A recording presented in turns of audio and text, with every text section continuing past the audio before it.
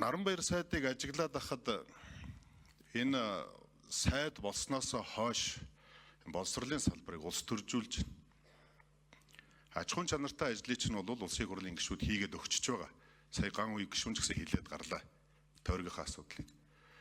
За боловсролын салбар бол үндсэндээ хүн намын одоо хүний нөөцийн гатар шиг болсон шүү. Сая бид нар одоо тойрог дээр сар орчим ажиллаад ирсэн. Боловсролын салбар чинь бужигдсан байна шүү дээ. Сургууль, цэцэрлэг. Сая та өглөө мэдээлэл хийж илээ засгийн хурлын дараа. Наад чинь алдан одоо хариуцлагатай мэдээлэл биш байна гэж би хариуцлагатайгаар хэлчихье. Тийм болцсон. Таны томилсон хүмүүс чинь за сургуулийн цэцэрлэгийн захирал дээр очиод хүн намын үнэмлэхийг авахгүй бол ажиллаа өг. Энэ нууц биш шүү. Би хариуцлагатай улсын хурлын гишүүнийхөө хэмжээнд би энэ асуудлыг тантай бас өмнө ярьж ирсэн.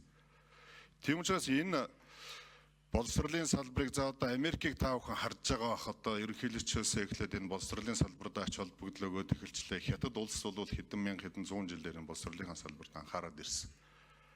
Таныг Монгол Улсын засгийн газрын гишүүн Монгол Улсын сайд болгоход чинь намаа бэхжүүлээ гэж энэ салбарыг өвөөгүй байл та. Тийм учраас энэ асуудлыг одоо цаашдаа ингэж байгаад ах юм уу?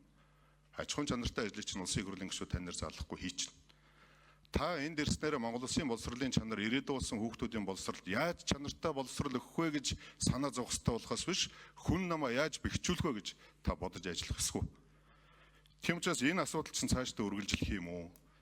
За яг хэвдээ дуудахгүй хамтарсан засгаас гарна гэдгээ та маш сайн мэдж байгаа. Жаргал ховорцогч жаргалын багамттай гэдэг байга дээр жаргаад намаа бэхжүүлээд авчий гэж бодож байгаа юм. Тийм учраас багш нар чинь бужигдсан байна.